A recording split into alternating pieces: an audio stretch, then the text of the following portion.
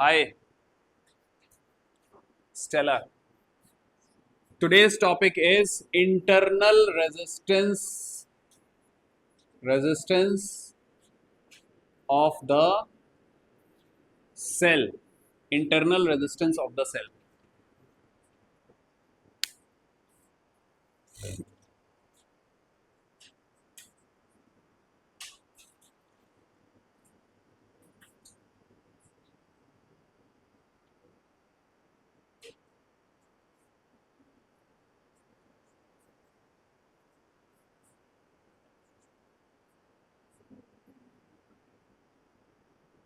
अब देखो ध्यान से, ये एक बैटरी है। क्या है? बैटरी। इसके ये टर्मिनल्स हैं। बोलो। इसमें इस तरीके से इलेक्ट्रोड होंगे। बोलो। मान लो। और इसके अंदर क्या भरा हुआ है? इलेक्ट्रोलाइट। क्या भरा हुआ है? इलेक्ट्रोलाइट। इमेजिन करो, ये क्या है? इलेक्ट्रोलाइट। ठीक है। These are the positive terminal and negative terminal.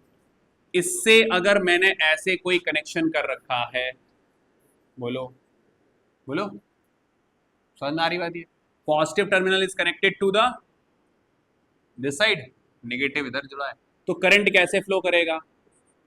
बोलो। ऐसे फ्लो करेगा। हाँ या ना? हाँ या ना? बोलो। ऐसे फ्लो करेगा। तो करंट किधर से किधर जा रहा है? बोलो। Positive to negative terminal. ठीक है। अब तो बैटरी के अंदर क्या हो रहा होगा? बोलो बोलो। Inside the electrolyte of the cell क्या होगा? बोलो।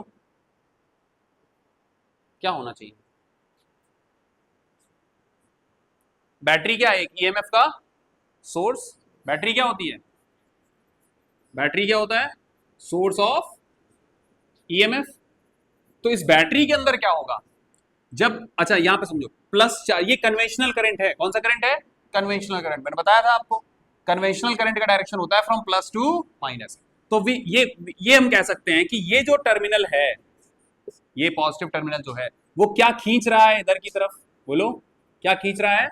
इलेक्ट्रॉन्स। तो इलेक्ट्रॉनिक करंट किधर से किधर होगा? माइनस से पॉजिटिव की तरफ। तो जब यहां से इलेक्ट्रॉन खींच लिए जाएंगे तो यहां पर क्या क्रिएट होंगे? Positive ions. बोलो। क्या क्रिएट होंगे? Positive ions. And these positive ions must be accumulated to the plus, क्योंकि यहां पर, बोलो समझ में आ रही बात? ये तो इलेक्ट्रोलाइट में यहां से इलेक्ट्रॉन जाएगा तो इलेक्ट्रोलाइट में क्या क्रिएट होंगे? Positive ions. और वो पॉजिटिव आयंस कहां पे जाएंगे? डिपॉजिट होंगे पॉजिटिव टर्मिनल पे। तभी वही पॉजिटिव आयंस, इनको यहीं पे तो इलेक्ट्रॉन मिल रहे होंगे। बोलो। पॉजिटिव जो इलेक्ट्रोड है यहीं पर तो इलेक्ट्रॉन इनको मिलेंगे। तो ये जब तक बैटरी का इलेक्ट्रोलाइट यहां से पॉजिटिव आयन यहां पहुंचाता रहेगा तब तक उसके पास क्या है? एनर्जी है। बोलो। क्लियर हो गई बात? ये तो इलेक्ट्रोलाइट में जो पॉजिटिव आयन है वो यहां से यहां पर जाएंगे। कहां से कहां तक? Negative terminal to positive terminal. आई बात समझ में? तो एक बात याद रखना, करंट का जो डायरेक्शन होता है प्लस से माइनस होता है, लेकिन जो आयन बैटरी के अंदर जो इलेक्ट्रोलाइट है उसके अंदर पॉजिटिव आयंस लोअर पोटेंशियल से किधर जाते हैं? Higher potential. लोअर पोटेंशियल का मतलब क्या हो गया? लोअर पोटेंशियल का मतलब negative terminal to positive terminal जाएंगे। बोलो हाँ या ना? समझ में आ रही बात? ये तो जब ये आयंस इधर जाएंगे तो इलेक्ट्रोलाइट उसको क्या ऑफर करेगा? एक रेजिस्टेंस। क्या ऑफर करेगा? रेजिस्टेंस। क्योंकि यहां पर भी तो आयंस फ्लो कर रहे हैं ना, तो आयंस के फ्लो में क्या होगा? एक हिंड्रेंस होगा, एक रेजिस्टेंस होगा। That resistance is called internal resistance of the cell, और वी कैन से बैटरी। आई बात समझ में? नोट करो। करंट का डायरेक्शन ऐसे होता है, इलेक्ट्रोलाइट में जो पॉजिटिव आयंस है उनका डायरेक्शन किधर से किधर होगा? From negative terminal to positive. क्योंकि वो जब पॉजिटिव आयन यहां पहुंचेंगे तभी तो वो इलेक्ट्रॉन को खींच पाएंगे। और जब तक ये रिएक्शंस होती रहती हैं तब तक सेल जिंदा है, तब तक वो अलाइव है बैटरी, तब तक वो दमदार है। अदरवाइज फिर वो बैटरी डैमेज हो चुकी है, सेल खत्म हो चुका है। आई बात समझ में? चलो। तो positive ions in the electrolyte goes from lower potential to higher potential, and the resistance offered by this electrolyte in the flow of these positive ion is called internal resistance of the cell. ये definition लिखेंगे, पहले ये diagram बना लो.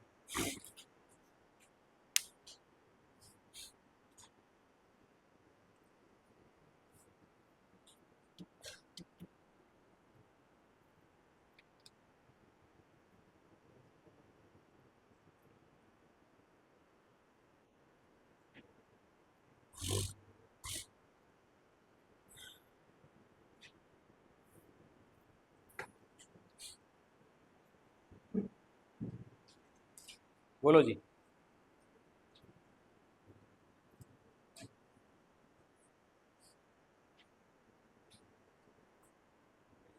And these are called electrodes. क्या बोलते हैं इनको? Electrodes. तो ये पॉजिटिव वाला क्या बोला जाएगा? एनोड. बोलो. और ये क्या बोला जाएगा? Cathode.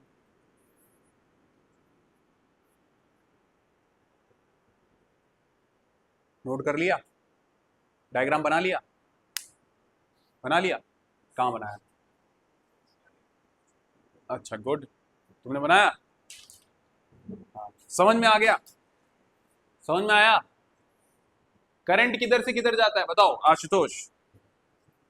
What is the direction of flow of conventional current? Positive terminal of the battery to the negative terminal. But जो बैटरी के अंदर आयंस होंगे, आयंस डेवलप होंगे, वो किधर से किधर जाएंगे? From negative terminal to positive terminal. They goes from lower potential to higher potential. आई बात समझ में? ऐसे समझ लो कि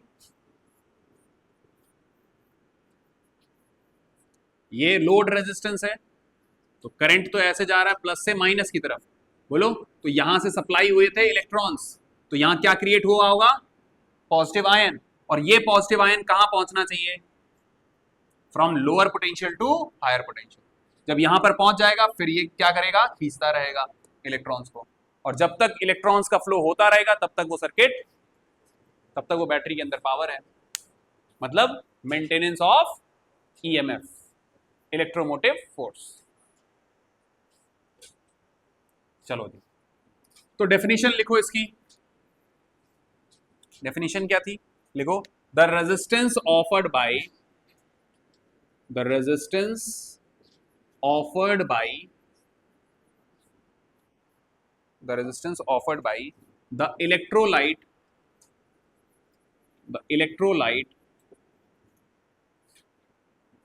of a cell to the flow of current, between the electrode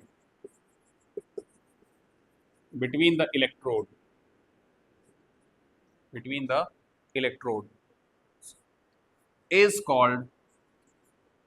called the internal resistance of the cell. Internal resistance of the cell. और इसको मैं स्मॉल आर से रिप्रेजेंट करूंगा. किससे रिप्रेजेंट करूंगा? स्मॉल आर से. अब जरा इधर पे देख लो. ये सेल था माइनस प्लस, तो करंट का डायरेक्शन ये रहेगा.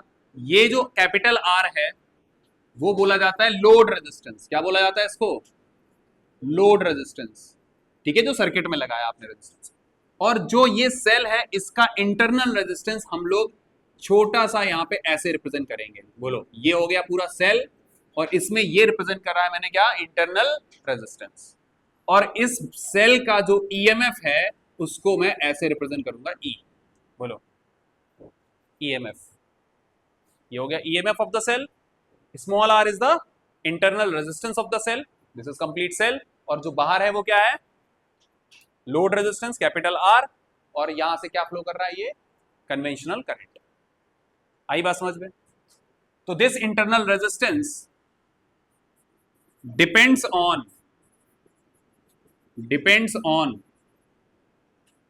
Following factors. अब ये किस किस फैक्टर पे डिपेंड करता है? Number 1, write down nature of electrolyte, nature of electrolyte, कैसा इलेक्ट्रोलाइट कैसा है, ठीक है। ड्राई सेल भी होता है, बोलो, और वो जो बैटरी रखी है तुम्हारे इन्वर्टर के पास रखी होती है, तो वो उसमें भी इलेक्ट्रोलाइट है, वो लिक्विड फॉर्म में है, कुछ ड्राई फॉर्म में, तो ड्राई सेल्स होते हैं, है ना। तो नेचर ऑफ इलेक्ट्रोलाइट उस पर डिपेंड करता है। दूसरा, R depends on concentration of electrolyte, concentration of electrolyte.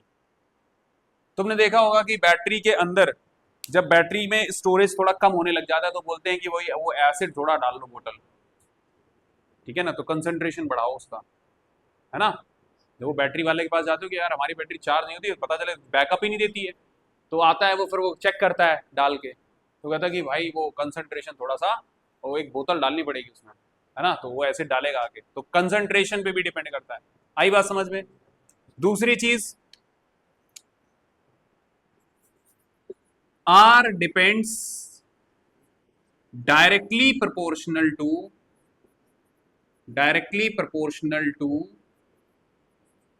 the distance between the electrodes। ये बात समझो, मैंने सेल बनाया, यहाँ पे बैटरी है, बैटरी मान लो या सेल मान लो, ये एक पॉजिटिव टर्मिनल बनाया था, यहाँ पे निगेटिव टर्मिनल बनाया था, ये हो गया पूरा इलेक्ट्रोड, ऐसी प्लेट लगी है, मान लो ये पूरी प्लेट है, ठीक है। तो इनके बीच में, इन इलेक्ट्रोड्स के बीच में डिस्टेंस कितना है?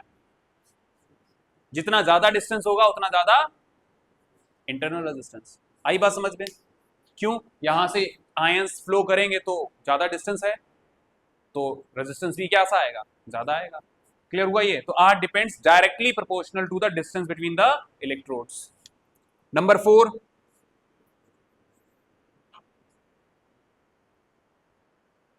इट वेरीज, इट किस मतलब R varies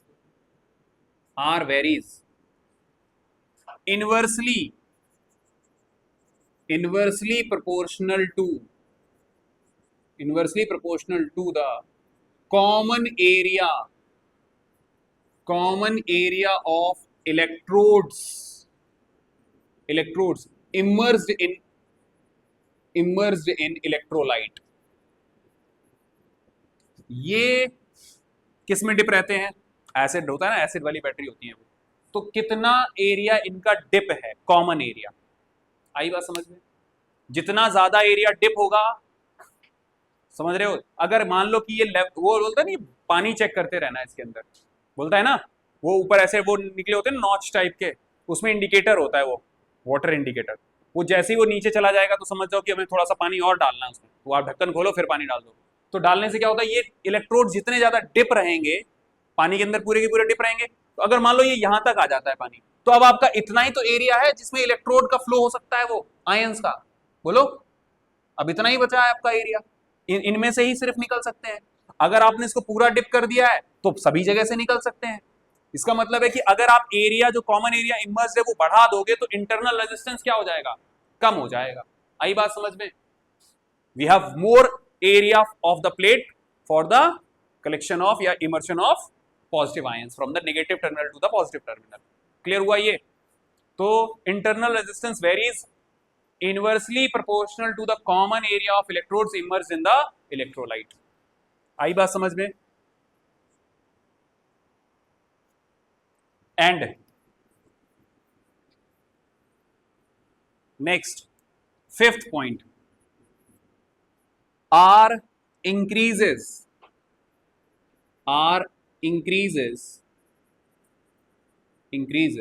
with the decrease in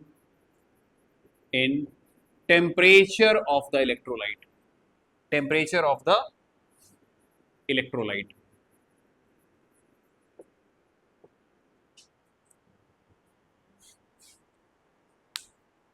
R increase कर जाएगा, रेजिस्टेंस इंक्रीज कर जाएगा अगर हमने टेम्परेचर क्या कर दिया है, डिक्रीज कर दिया है।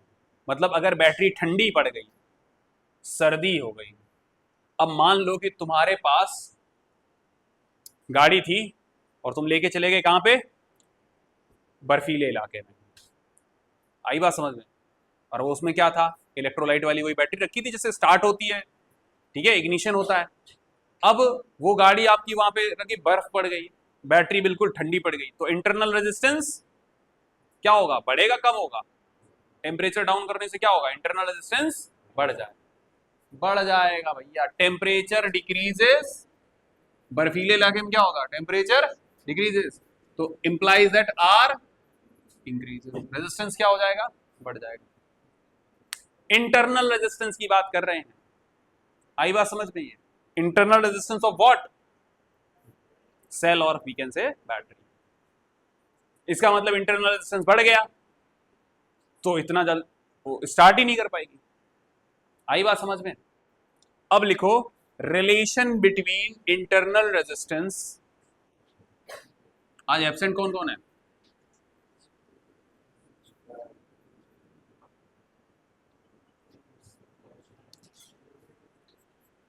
Relation between internal resistance comma EMF and terminal potential difference,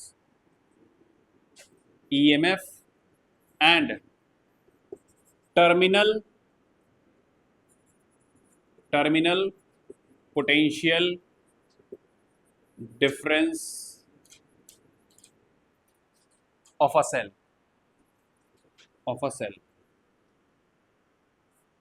मतलब मुझे R, EMF और V में रिलेशन चाहिए। किसमें किसमें रिलेशन चाहिए? Internal resistance, EMF and V is the potential difference, और वो भी किनके बीच में, बैटरी के टर्मिनल्स के बीच में। आई बात समझ में? ध्यान से सुनो,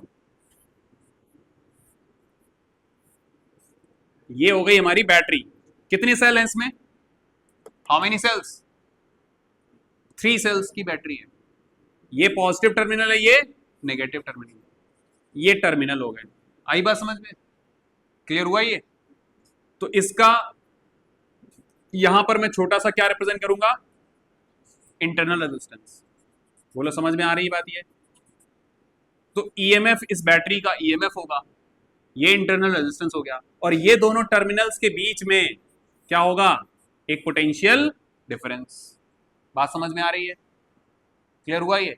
तो इनके जो टर्मिनल्स हैं इनके बीच में potential difference, terminal potential difference, EMF और आर के बीच में रिलेशन निकालना है तुमको। ये टॉपिक पढ़ने जा रहे हैं हम लोग, और यहां पे इंपॉर्टेंट डाल लो क्योंकि यहां से 2 मार्क्स के क्वेश्चन बहुत ज्यादा बनते हैं, ठीक है? इंटरनल रेजिस्टेंस निकालो, पोटेंशियल डिफरेंस निकालो, करंट निकालो, ठीक है? इस टाइप के क्वेश्चंस इंटरनल रेजिस्टेंस निकालने के ज्यादा आएंगे प्रॉब्लम्स। चलो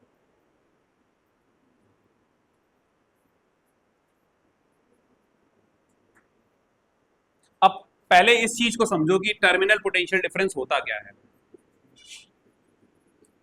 टर्मिनल पोटेंशियल डिफरेंस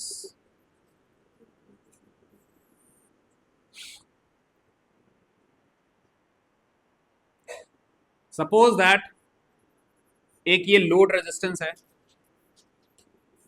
ये एक, अच्छा सेल लिखा है तो फिर मैं यहां पर एक ही लगाऊंगा, ठीक है? सेल लगाए तो बैटरी मत बोलो, उसको सेल ही रखो, प्लस और माइनस। इसका ईएमएफ कितना है, ई, ये पॉजिटिव टर्मिनल है, ये नेगेटिव टर्मिनल है, तो इनके बीच में, टर्मिनल्स के बीच में हमको देखना है, तो हम यहां पर एक ही लगाएंगे, ठीक है?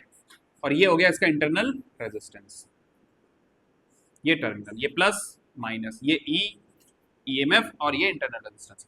ध्यान सुनो, टर्मिनल पोटेंशियल डिफरेंस, ये एक हो गया टर्मिनल और ये टर्मिनल हो गया। तो जब आप इसको कनेक्ट करोगे लोड रेजिस्टेंस को, तो यहां से क्या विड्रॉ करेगी, ये रेजिस्टेंस क्या विड्रॉ करेगा, यहां से करंट फ्लो करेगा। तो when the current is withdrawn from the cell, इस टाइम पर जो इन दोनों टर्मिनल्स के बीच में पोटेंशियल डिफरेंस होगा वही क्या बोला जाता है, टर्मिनल पोटेंशियल डिफरेंस। आई बात समझ में? Terminal potential difference, it is the potential difference between the terminals of the battery when the current is being withdrawn from the cell। आई बात समझ में? जब करंट विड्रॉ करोगे तब इस टर्मिनल और इस टर्मिनल के बीच में जो पोटेंशियल डिफरेंस होगा वही क्या बोला जाता है, टर्मिनल पोटेंशियल डिफरेंस। आई बात समझ में या नहीं आई? क्लियर हुआ ये? अच्छा, क्लियर हो गया तो अब रिलेशन देखो, ध्यान से सुनना।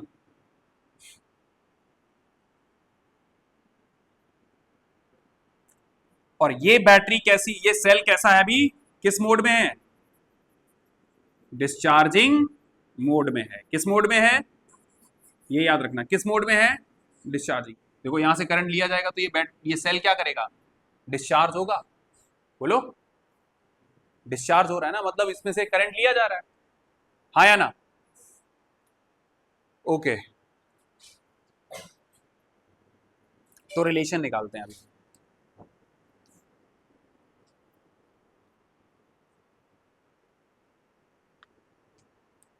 चलो जी देखो, अगर यहां पर पोटेंशियल इस पॉइंट ए और इस पॉइंट बी के बीच में ऐसे करंट फ्लो कर रहा है, तो पोटेंशियल डिफरेंस अक्रॉस आर, इस आर के अक्रॉस पोटेंशियल डिफरेंस वो क्या है, V। और जो इसके अक्रॉस जो पोटेंशियल डिफरेंस होगा इंटरनल रेजिस्टेंस के अक्रॉस, उसको हमने बोल दिया, लेट्स से क्या बोला है, V डैश। तो जो बैटरी का ईएमएफ है वो दो पार्ट में डिवाइड हो रहा है, कहां कहां पे, एक तो V और एक V डैश। बोलो, एक तो पोटेंशियल ड्रॉप यहां हुआ और एक कहां पे है, इंटरनल रेजिस्टेंस के पास। उस पोटेंशियल ड्रॉप को मैंने क्या बोला है, क्या बोला है, V डैश। तो ईएमएफ, नेट ईएमएफ क्या होगा, V प्लस V डैश। आई बात समझ में? ये जो V होगा इसके अक्रॉस वो क्या लिखा जाएगा, I इंटू R। बोलो, करंट I फ्लो कर रहा था, बोलो, और जो V डैश होगा वो क्या लिखा जाएगा, I into R। Ohm's law लगा दिया भैया, हाँ, V is equal to I R, इधर क्या होगा, V, बोलो, I इंटू R। इन दोनों चीजों को रखो जरा यहां पे, क्या मिलेगा आपको, बताओ क्या मिलेगा, EMF is equal to I into capital R and I into small r। बोलो, if you substitute these two things, equation 1, equation 2 in this equation, you will get this thing। I common ले लो तो क्या आएगा, बोलो, तो current का formula क्या बनेगा, net EMF divide by total resistance. Current निकालने का तरीका क्या है, net EMF divide by R total in the circuit. आई बात समझ में, बात समझ में आ रही है? टोटल रेजिस्टेंस कितना है, एक तो ये लोड रेजिस्टेंस प्लस ये इंटरनल रेजिस्टेंस, और दोनों ही के देखो कैसे हैं, सीरीज में थे ना। आई बात समझ में, हाँ या ना? करंट निकालने का फॉर्मूला समझ में आ गया, बोलो।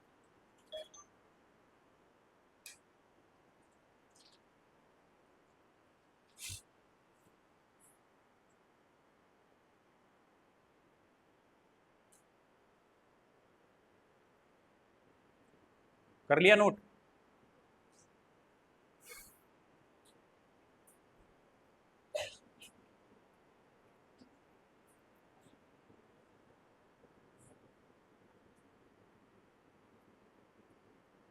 चलो जी, ये मिटा देते हैं, आर टोटल, ये फॉर्मूला याद रखना। अच्छा, तो हमने देखा since E is equal to क्या था, V प्लस V डैश, ठीक है, तो हम कह सकते हैं V इज इक्वल टू क्या होगा, E माइनस V डैश। बोलो, और V डैश को हम कैसे लिख सकते हैं, I इंटू R। कैसे लिख सकते हैं, देखो, I इंटू R। आई बात समझ में? तो हमारे पास फॉर्मूला क्या आ गया, terminal potential difference is equal to क्या होगा, EMF of the cell minus current into internal resistance. ये रिलेशन है, आ रही है बात समझ में? बोलो आयुषी, समझ में आ रहा है? हाँ, ना आए तो शर्माना नहीं है कि हम पूछ लेंगे तो भाई हमारे को कुछ लॉस हो जाएगा, गेन ही होगा। बैठे रहने से यहाँ कुछ नहीं होने वाला। अगर ना समझ में आए तो तुरंत ढूंढना, सर ये कैसे किया। मैं कोशिश तो यही करता हूँ कि 100% समझ में आता जाए कि मैं कर क्या रहा हूँ। ठीक है, ये फॉर्मूला किसका है, करंट निकालने का। ये क्या है relation between terminal potential difference, EMF and internal resistance. आई बात समझ में? और ये निकला कैसे था? देखो EMF is equal to V plus V dash लिखवाया था, वी डैश की जगह मैं आई इंटू आर लिख सकता हूं, बन गया बस, ये इधर भेज दिया था ईएमएफ। क्लियर हो गया ये? अब यहां पर एक चीज नोट करो, ये रिलेशन तो आपने निकाल लिया ना, तो बैटरी से क्या किया जा रहा था? करंट विड्रॉ किया जा रहा था, बोलो, ये सेल से करंट विड्रॉ किया जा रहा था। तो अब जरा ध्यान से देखो जरा कि जो ये टर्मिनल पोटेंशियल डिफरेंस है, टर्मिनल पोटेंशियल डिफरेंस V, ये ईएमएफ से थोड़ी सी वैल्यू घटाने पर मिलता है, बोलो बोलो, E की जो वैल्यू होगी वो ईएमएफ से कुछ माइनस करना पड़ेगा तब मिलेगी। या हम ऐसे कह सकते हैं कि जो टर्मिनल पोटेंशियल डिफरेंस है V, ये हमेशा कब कैसा होता है? Less than EMF of the cell. आई बात समझ में? ईएमएफ ऑफ द सेल होता है, लेकिन कब? जब current is withdrawn from the, current is withdrawn, current is withdrawn from the battery, from the cell. Clear हो गई बात ये? हाँ या ना? क्लियर है ये बात? और अगर मैंने ये ऐसे रखा हुआ है सेल, मतलब जो भी है प्लस माइनस, ठीक है, अगर मैं इसमें से करंट नहीं ले रहा हूं, आई की वैल्यू क्या हो जाए? 0। यू आर नॉट, या फिर ऐसे कह दो कि ये एक कोई बल्ब था या रजिस्टर था, ठीक है, और इसमें मैंने ये की निकाल रखी है, बोलो, करंट निकाल, यहां से की निकाल ली, तो जब की निकाल लोगे कनेक्शन कैसा हो जाएगा? ब्रेक हो गया। ब्रेक हो गया मतलब इसमें कोई करंट नहीं है, तो जब करंट नहीं है तो आई की वैल्यू 0। तो हम कह सकते हैं कि पोटेंशियल डिफरेंस किसके इक्वल हो जाएगा? EMF of the cell. आई बात समझ में? क्लियर हो गया ये? तो V मैक्स जो होगा बिटवीन द टर्मिनल्स, वो क्या होगा? ईएमएफ ऑफ द सेल, जो मैक्सिमम टर्मिनल पोटेंशियल डिफरेंस होगा। और मैक्सिमम टर्मिनल पोटेंशियल डिफरेंस कब मिलता है? जब करंट की वैल्यू क्या हो? 0। आई बात समझ में? आई बात समझ में? नोट कर लो, ये नोट पॉइंट है, रिलेशन पता चल गया। और एक बात याद रखना, V is less than EMF of the cell, लेकिन कब? जब करंट विड्रॉ किया जा रहा है, मतलब बैटरी या सेल किस मोड में है? डिस्चार्जिंग मोड में है। आई बात समझ में? जब सेल डिस्चार्ज हो रहा होगा तो V इज ईएमएफ से कम आएगा, और जब सेल को चार्ज करोगे तो ऑब्वियसली आपको एक क्या करना पड़ेगा? एक दूसरी बैटरी लगानी पड़ेगी, जिसकी वजह से ईएमएफ क्या आ जाएगा? फिर वो ईएमएफ से ज्यादा पोटेंशियल लगाना पड़ेगा, तभी वो सेल चार्ज हो पाएगा। तो V मैक्स जो होगा, टर्मिनल पोटेंशियल डिफरेंस जो मैक्सिमम होता है, वही क्या होगा? E के इक्वल। और ये कब होता है? जब I 0 होगा। अब लिखो,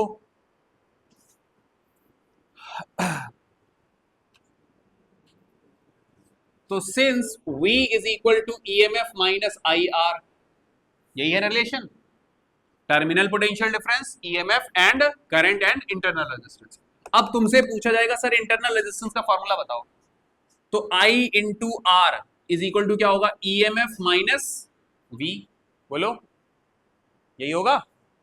बोलो भैया, I R is equal to EMF minus V, R is equal to क्या होगा? EMF minus V divide by I, बोलो, यही होगा? अच्छा, और I कैसे निकाला जाएगा? V बाई कैपिटल R, बोलो, V बाई कैपिटल R, लिख सकते हैं ऐसे, बोलो, हाँ या ना? अरे V is equal to I R था, बोलो, तो यहां रख दो EMF minus V divide by V by R, तो हमको ये मिलेगा E minus V divide by V whole multiplied by R। जब इसका तुम यहां मल्टीप्लीकेशन करोगे तो R ऊपर चला जाएगा, नीचे V रहेगा, बोलो। तो इंटरनल रेजिस्टेंस का फॉर्मूला लिख लो, ईएमएफ में से potential, terminal potential difference minus कर दो, divide by V into R। ये रिलेशन याद रखना, ठीक है?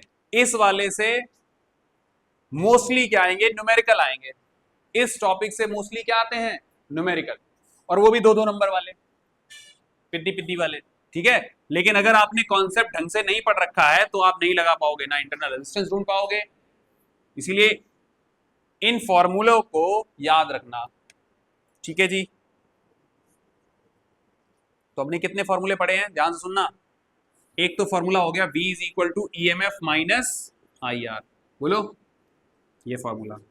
दूसरा फॉर्मूला, करंट निकालना चाहते हो तो क्या करोगे, net EMF divide by total resistance. आई बात समझ में।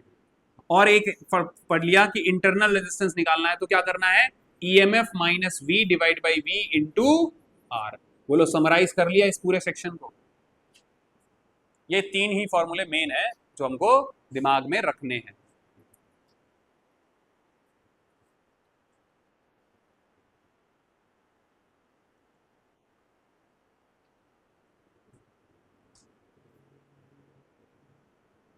बोलो जी। So these are the three फॉर्मूले। बोलो दिया, आ गया समझ में। अब स्पेशल केसेस लिखो, special cases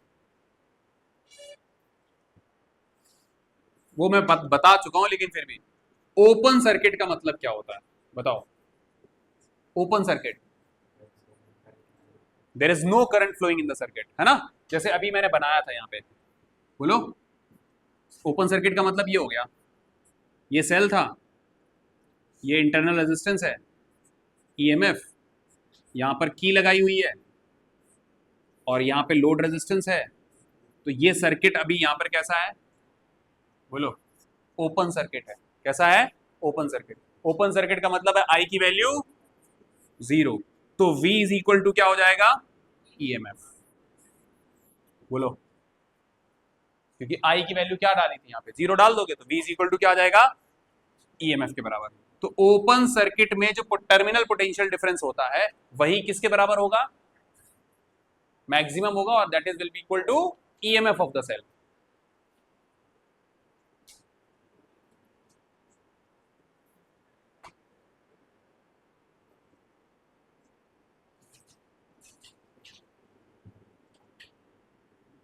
next, for real cell, for any real cell there is always some internal resistance। बोलो, there is always some internal resistance। हम देखो इंटरनल रेजिस्टेंस को कम कर सकते हैं लेकिन बिल्कुल खत्म नहीं कर सकते। आई बात समझ में, ठीक है। We can minimise the internal resistance but we can not make it zero. फिर मेक इट जीरो मतलब क्या हो गया, आइडियल सेल, कोई इंटरनल रेजिस्टेंस नहीं, है ना। तो for the real cell there is always some internal resistance. तो R जब रहेगा तो आपको पता है जब ये R की वैल्यू आएगी तो मतलब V is always less then,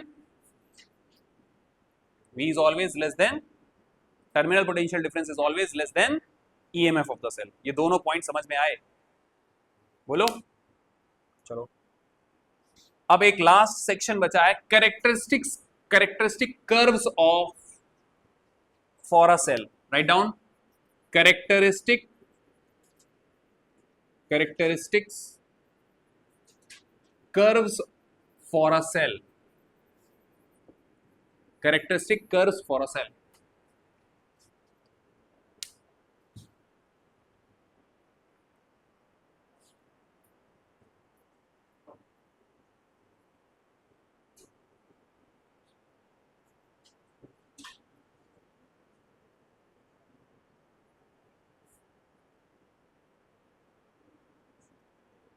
now सबसे पहला कर्व देखेंगे, EMF versus load resistance. EMF versus load resistance.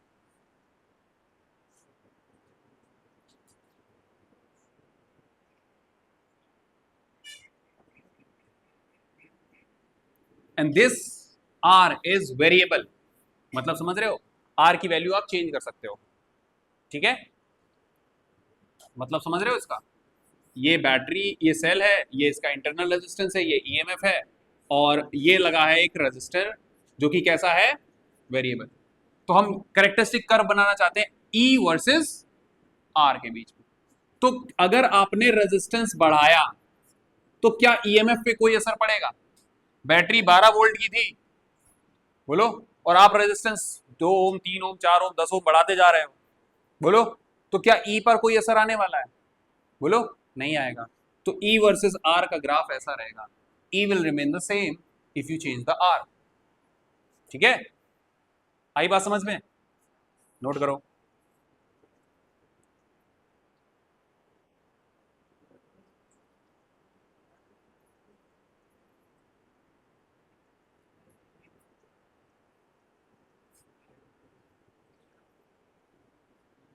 बोलो, हाँ बोलो। क्या घर जाना है? कॉल आया है क्या? पक्का? जाओ। बट हाँ, ये लाइव क्लास देख लेना, लाइव क्लास चलती रहेगी, अपलोड भी कर दूंगा। ठीक है, देख लेना पूरी, आज के दिन जो भी पढ़ाया था। तो ई वर्सेस आर का ग्राफ समझ में आ गया? Very good. Now second thing is terminal potential difference versus R, इसका ग्राफ बनाएंगे। These are the characteristic curve. ये क्या है? ई वर्सेस आर का ये जो ग्राफ बन रहा है, इसी को क्या बोलेंगे? बोलो, characteristic curve of for a cell. ठीक है, अब ध्यान से सुनो, वी वर्सेस आर का ग्राफ बनाना है। चलो जी, तो हमने देखा V इज इक्वल टू क्या है? I R. और I कैसे लिखा जाता है? EMF divide by total resistance divide by, sorry, multiplied by R। बोलो, और ऐसे भी कह सकते हो EMF divide by R plus R whole divide by R। बोलो, ऐसा कह सकते हो। ये R अगर मैं नीचे लेके आया, बोलो, तो R plus R divide by R करोगे, और अगर मल्टीप्लाई कर रहे हो तो फिर ये। समझ में आया? ये नहीं आया? हाँ या ना? ना है तो बताओ, फिर से बताएं। बोलो, अगर मैं इस ईएमएफ से ये नीचे वाला मल्टीप्लाई करूंगा तो यही चीज तो बनेगी। सारी बात समझ में? रेसिप्रोकल हो जाता है, हाँ या ना? तो हम इसको आर को यहां ला सकते हैं डिवीजन में।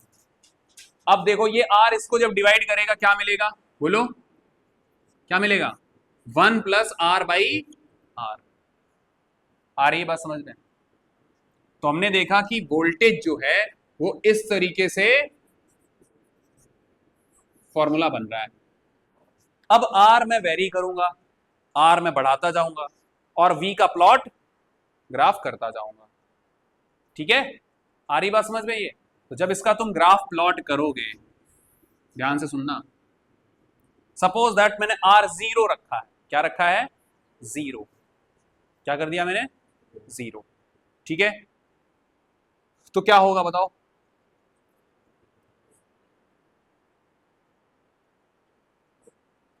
क्या हो जाएगा? ये जीरो रखने पर ये टर्म क्या बनेगा? इनफाइनाइट। और इन्फिनिटी में एक और ऐड कर दिया तो भी तो इन्फिनिटी है। और किसी भी नंबर को इन्फिनिटी से डिवाइड करोगे क्या होगा? बहुत बड़े नंबर से डिवाइड करोगे, क्या आएगी वैल्यू? जीरो।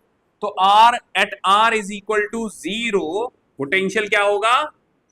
बोलो, यहां आर प्लॉट कर रहे हो, यहां बी प्लॉट कर रहे हो, बोलो, तो R is equal to zero पर पोटेंशियल क्या रहेगा? जीरो। आई बात समझ में? अब ध्यान से सुनना, मैं क्या करूंगा, इस आर की वैल्यू बढ़ाऊंगा, धीरे धीरे धीरे धीरे बढ़ाई वैल्यू, मतलब ये जो वैल्यू, ये वैल्यू है ना आर, ये वैल्यू बढ़ा रहा हूं, और किसके बराबर कर दिया मैंने? इंटरनल रेजिस्टेंस के बराबर कर रखा है। किसके बराबर? Internal resistance. तो अगर मैं यहाँ पे आर की वैल्यू आर के बराबर ले जाऊं, स्मॉल आर के बराबर, मतलब यहां पर आर की वैल्यू किसके बराबर हो जाए? स्मॉल आर के बराबर, मतलब इंटरनल रेजिस्टेंस के बराबर, कि जो एक्सटर्नल रेजिस्टेंस था सर्किट में वो इंटरनल रेजिस्टेंस के बराबर हो जाए, तो वोल्टेज कितना होगा बताओ? टर्मिनल पोटेंशियल डिफरेंस कितना होगा बताओ? ये स्मॉल आर रखोगे, आर से आर कैंसिल होगा, 1 बनेगा, मतलब ईएमएफ बाई 2। बोलो, तो मान लो ईएमएफ ये था, टोटल ईएमएफ कितना था मैक्सिमम? ये ईएमएफ, तो इसकी आधी वैल्यू, बोलो, ये बात समझ में आ गई? ये ऐसे कर्व जाएगा, बोलो, ये वैल्यू कितनी हो जाएगी? EMF by 2। कब होगी ये EMF by 2? At R is equal to small R. आई बात समझ में? अब एक काम करते हैं, इसको इनफाइनाइट कर देते हैं। क्या कर देते हैं? इनफाइनाइट। अगर मैं इसको इनफाइनाइट कर देता हूं, रेजिस्टेंस बहुत ज्यादा हाई कर देता हूं, तो इनफाइनाइट करने पर ये क्या मिलेगा आपको? जीरो। 0 + 1 क्या मिलेगा? 1। ईएमएफ डिवाइड बाई 1 क्या होगा? ईएमएफ। मतलब अगर मैं आर की वैल्यू बहुत ज्यादा लेके चला जाऊं, बोलो, आर की वैल्यू इंफिनिटी पर लेके जाऊंगा, तो मेरा जो वोल्टेज होगा, टर्मिनल पोटेंशियल डिफरेंस होगा, वो किसके बराबर हो जाएगा? ईएमएफ के बराबर। आई बात समझ में? तो यहां पर 3 केसेस बनेंगे हमारे। एक तो आर इज इक्वल टू 0 पर ईएमएफ किसके बराबर हो, तो वोल्टेज टर्मिनल पोटेंशियल डिफरेंस किसके बराबर होगा? 0 के। R is equal to R, V is equal to क्या हो जाएगा? E/2। और आर इज इक्वल टू अगर इनफाइनाइट ले लोगे तो ईएमएफ, वोल्टेज कितना आ जाएगा? ईएमएफ। तो ये ग्राफ कुछ इस तरीके से रहेगा। सो ये वाला ग्राफ और ये वाला ग्राफ, दो ग्राफ है, ये दोनों इंपॉर्टेंट, याद रखना कि कैसे बने हैं, ठीक है? तो characteristic curve of EMF versus R and V versus R, ऐसे बनेगा। आ रही बात समझ में?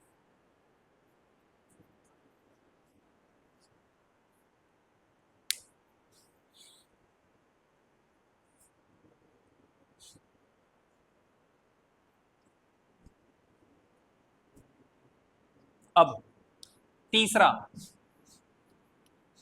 Graph, V versus I। क्या कल बताना, बता रहा? क्या बोल रहा है? कल बताना? अभी तो यार टाइम है मेरे पास, 15 मिनट है, बोलो। चलो जी, V वर्सेस I, ध्यान से सुनो। EMF minus I R is equal to V होता है। क्या मैं इसको ऐसे लिख सकता हूं, माइनस आई इंटू आर, या फिर ऐसे लिख लो R into I plus EMF? बोलो, ऐसे लिख सकता हूं? बोलो। और इस इक्वेशन को मैं कंपेयर कराऊंगा y is equal to M X plus C के साथ। किसके साथ? y is equal to M X plus C. तो m क्या होता है ये बताओ जरा, m क्या होता है? स्लोप। तो जरा इस वाली इक्वेशन को देखो, ये r जो लिखा है माइनस r, यही क्या है? m की वैल्यू। स्लोप कैसा है? नेगेटिव। स्लोप कैसा है? नेगेटिव। और जो c है, c क्या होता है? इंटरसेप्ट। तो इंटरसेप्ट कितना आया है? ईएमएफ के बराबर। m कितना आया है? Minus of r। बोलो, कंपेयर करा लिया? करा लिया? बोलो। अब ध्यान से देखो, इस चीज को मिटा देते हैं। V वर्सेस I का ग्राफ जब प्लॉट करोगे तो y एक्सिस पर क्या है? V। x एक्सिस पर क्या है? I। बोलो, जब I की वैल्यू 0 होगी, ध्यान से सुनना, I की वैल्यू 0, x एक्सिस पर I की वैल्यू 0, यहां 0 रखोगे, V किसके बराबर आ जाएगा? EMF के बराबर। बोलो, ये EMF होगा।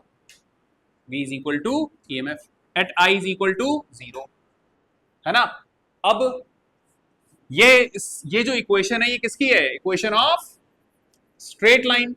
बोलो, equation of straight line with negative slope कैसा होगा? नेगेटिव। बोलो, नेगेटिव स्लोप का मतलब है कि ऐसा होगा कुछ। बोलो, आ रही बात समझ में? हो गया खत्म, ये हो गया ग्राफ, ऐसा ग्राफ V वर्सेस I। ये किसके लिए है? ये किसके लिए है? सेल के लिए। सेल के लिए V वर्सेस I का ग्राफ, सेल के लिए EMF वर्सेस R का ग्राफ, सेल के लिए V वर्सेस कैपिटल R का ग्राफ। ठीक है, 3 ग्राफ हमने देखे and these graph are called characteristic curve of for a cell. Next class में मैं आपको करवाऊंगा इसके न्यूमेरिकल। खत्म हो गया, ये समझ में आ गया ये टॉपिक पूरा? ठीक है, नेक्स्ट क्लास में आपको करना है, तो हो सकता है कल मैं क्लास लूं आपकी। अगर मैं ले रहा हूं क्लास तो मैं आपको मैसेज डाल दूंगा, otherwise I have to go for to attend a marriage. ठीक है, तो अगर मैंने क्लास पहले निकलना पड़ा मुझे, तो मैं मॉर्निंग में क्लास ले लूंगा। हाँ, क्या हुआ?